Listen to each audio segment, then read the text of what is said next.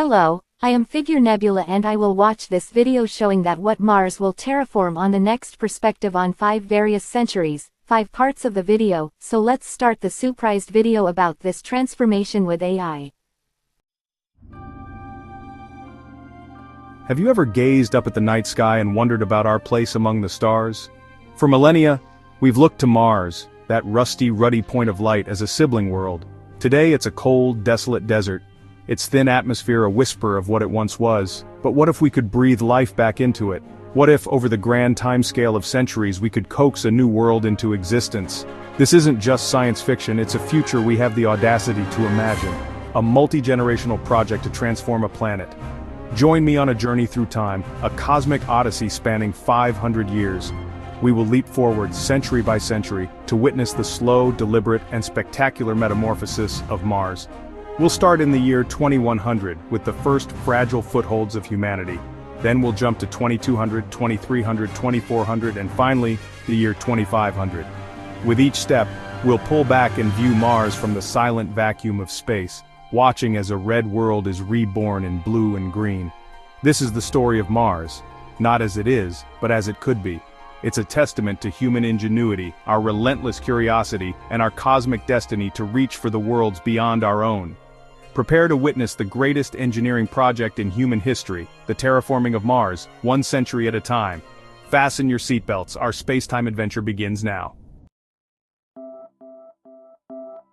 We arrive in the year 2100. From the vantage point of orbit, Mars looks much as it did for the last billion years, a vast ochre desert under a butterscotch sky. The great volcanoes of Tharsis Montes and the sprawling canyon of Valles Marineris still dominate its features. But if you look closely, with a discerning eye, you can see something new. Tiny, gleaming specks of light cluster near the equator and within protected craters. These are the first seeds of a new humanity, our initial habitats, shielded domes burrowing into the ruddy soil for protection against the harsh radiation and the wispy, unbreathable air. The terraforming has begun, but not in a way that dramatically alters the planet's face just yet. It's a subtle, industrial-scale effort. Giant factories powered by sprawling solar arrays and nascent fusion reactors are chugging away. Their sole purpose? To pump greenhouse gases, perfluorocarbons, methane, carbon dioxide, into the thin atmosphere. These are the super greenhouse gases, thousands of times more potent than CO2, designed to trap the sun's feeble warmth and begin the long, slow process of planetary warming. It's a delicate dance, a planetary thermostat being nudged up 1 degree at a time. Down on the surface, beneath those domes, life is a monumental challenge. Colonists live under an artificial sky, their every breath recycled, their every drop of water precious. But they are pioneers, the first Martians, working with an army of robotic assistants. They are mining the polar ice caps not just for water, but for the frozen carbon dioxide locked within. By vaporizing this dry ice with giant orbital mirrors or surface-based reactors, they are slowly, painstakingly, adding mass to the atmosphere. From space, Mars in 2100 is still the red planet, but it now harbors a secret, the quiet, determined pulse of human ambition. 100 years have passed. We now view Mars in the year 2200. The persistent work of the previous century is beginning to pay off. From space, the planet's hue is subtly shifting. The stark red is softened by a hazy, thicker atmosphere. The polar ice caps, once vast sheets of white, have visibly receded as the global temperature has crept above freezing for the first time in eons. The air pressure has risen significantly, perhaps to the level of Mount Everest's summit. It's still not breathable for an unprotected human, but it marks a critical milestone.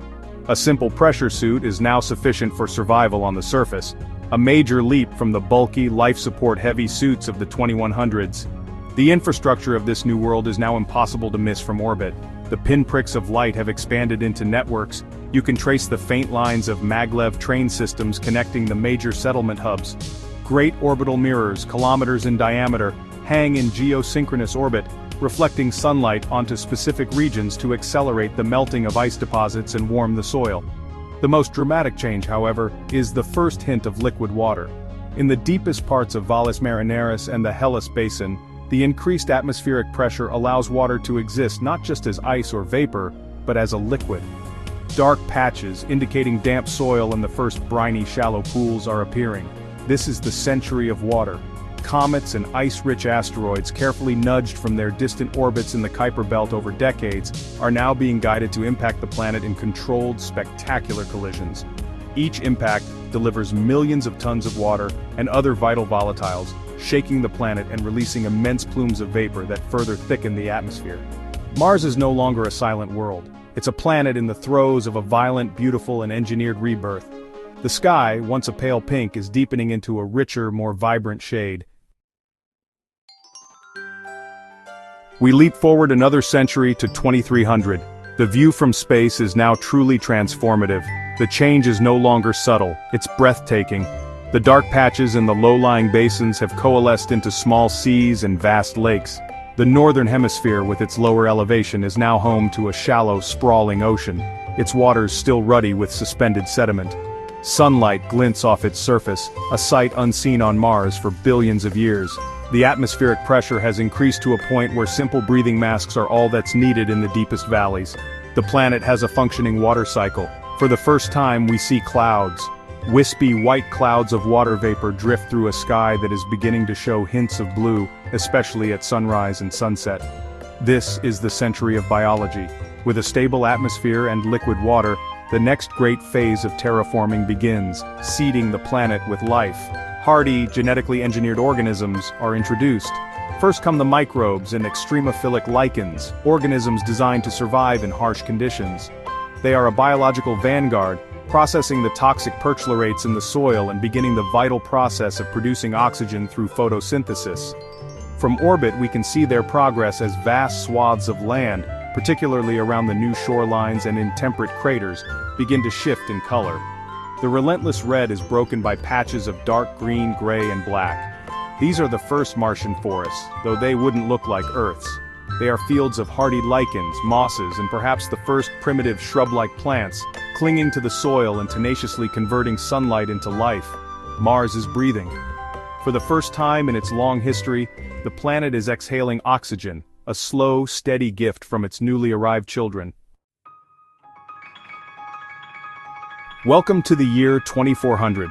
If you were an astronaut from our time viewing Mars now, you might not recognize it.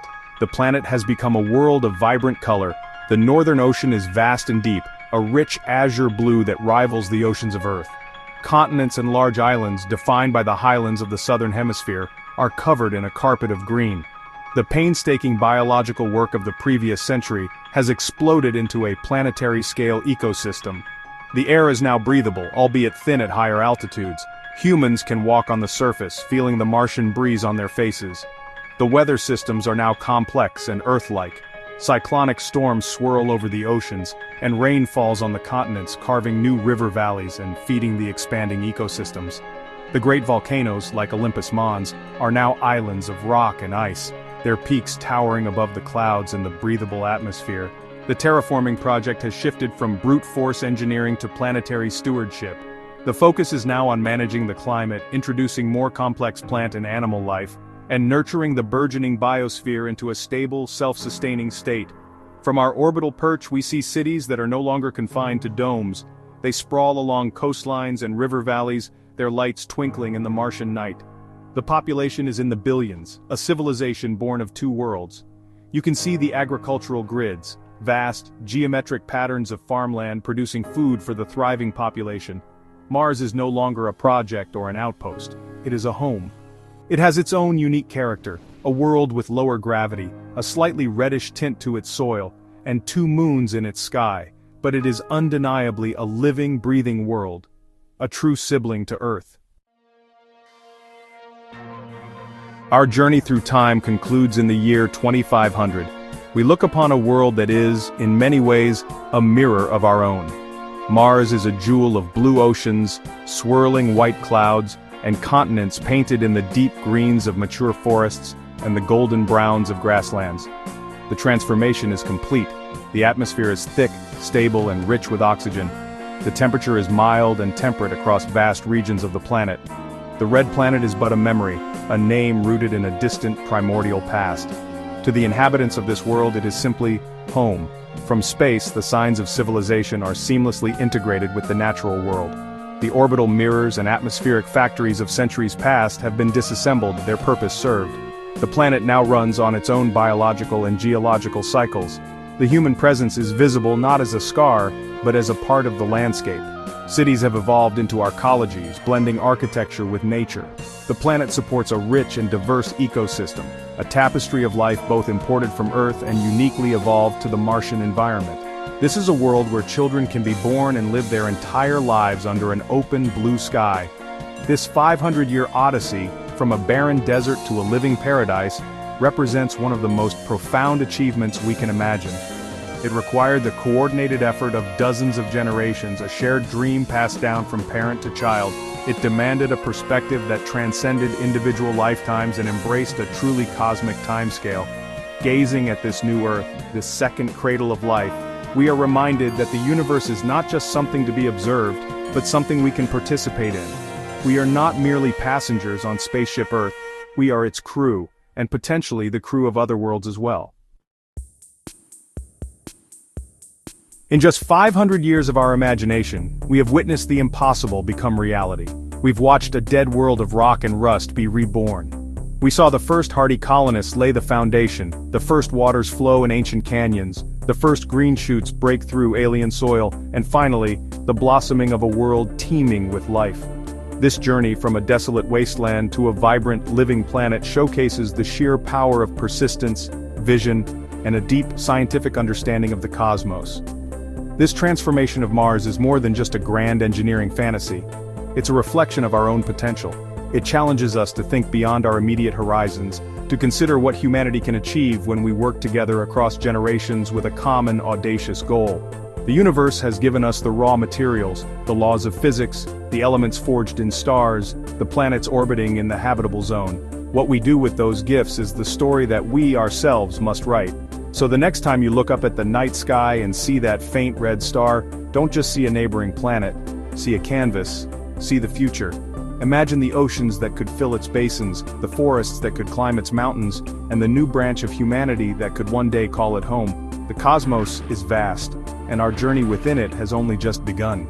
The possibilities are, quite literally, astronomical.